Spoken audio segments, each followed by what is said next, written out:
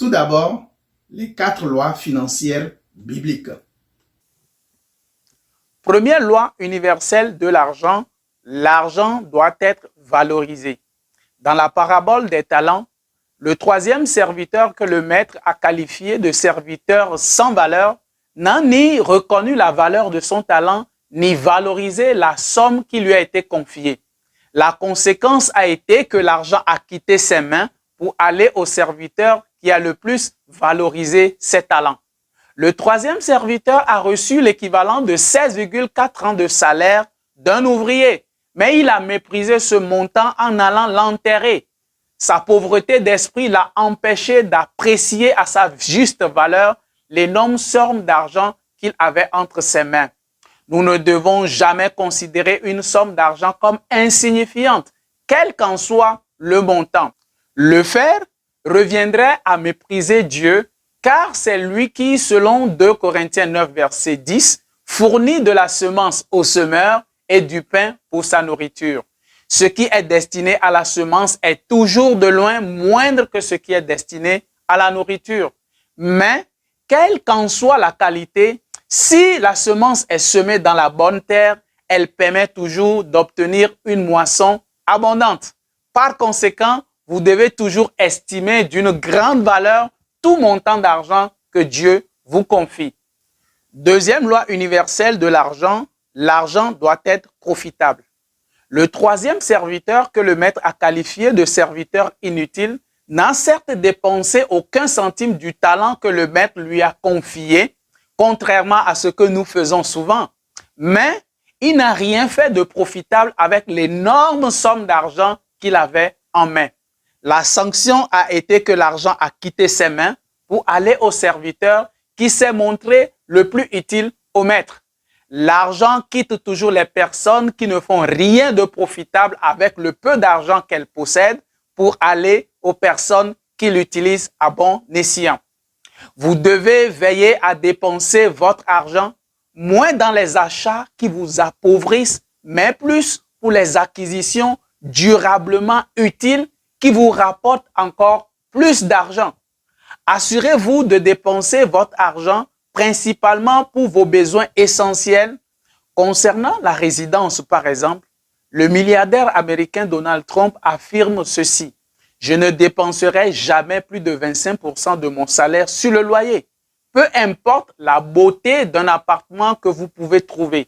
Chaque dollar que vous versez dans le loyer est un dollar que vous pourriez utiliser ailleurs, soit pour l'épargne ou pour des choses utiles. » En d'autres termes, nous devons strictement minimiser les dépenses non rentables en termes de retour d'argent comme le loyer et accorder l'importance premièrement à l'épargne et ensuite aux dépenses pour les choses utiles.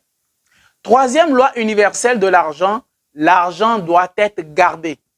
Bien que le troisième serviteur ait retourné la somme exacte qui lui a été confiée, il n'a pas su protéger la valeur de son talent dans le temps, mais a perdu de l'argent dû à l'inflation. La conséquence a été que l'argent a quitté ses mains pour aller au serviteur qui s'est montré le plus économe. Nous sommes censés préserver tout bien que Dieu nous confie. Selon Genèse 2, verset 15, l'Éternel Dieu prit l'homme et le plaça dans le jardin d'Éden pour le cultiver et pour le garder. Garder le jardin signifie le surveiller, le protéger, le sauvegarder, le préserver. Toute somme d'argent que Dieu vous confie doit être gardée et sa valeur protégée contre les effets de l'inflation. L'argent est une semence qu'il faut éviter le plus possible de consommer et que nous devons semer en vue de moissonner encore plus d'argent. Cela ne signifie pas que vous êtes tenu de garder tout ce que vous gagnez chaque année dans un compte bancaire. Vous avez des besoins légitimes à satisfaire, n'est-ce pas? Mais vous êtes responsable de faire en sorte que chaque année, une somme équivalente ou un multiple en espèces ou en propriété travaille pour vous d'une manière ou d'une autre. Vous avez besoin d'apprendre à épargner régulièrement une partie substantielle de vos revenus. La base de votre enrichissement réside dans votre capacité à épargner massivement votre argent pour ensuite le faire travailler pour vous. Quatrième loi universelle de l'argent, l'argent doit être multiplié. Le troisième serviteur n'a pas su multiplier son talent.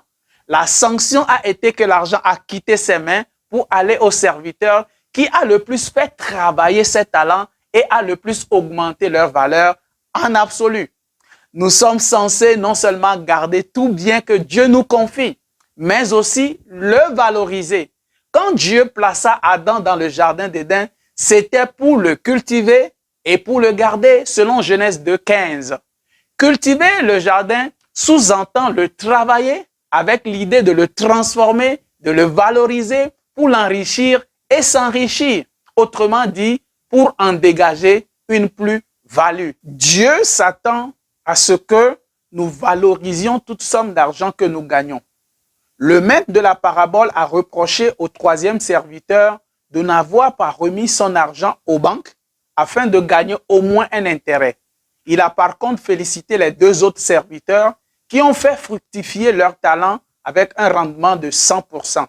L'argent est destiné à être multiplié. Vous devez épargner, mais aussi faire fructifier vos épargnes en les investissant dans des véhicules d'enrichissement. En réalité, nous devons multiplier notre argent jusqu'à un point où nous dépenserons seulement les profits tirés de la multiplication du capital initial qui est lui-même une semence que nous devons préserver. Nous sommes en fait censés vivre de nos revenus d'investissement. Le multimillionnaire Grant Cardone affirme que la raison pour laquelle la plupart des personnes ne deviennent jamais riches est que très peu d'entre elles savent comment obtenir de l'argent. Encore moins de personnes savent le garder et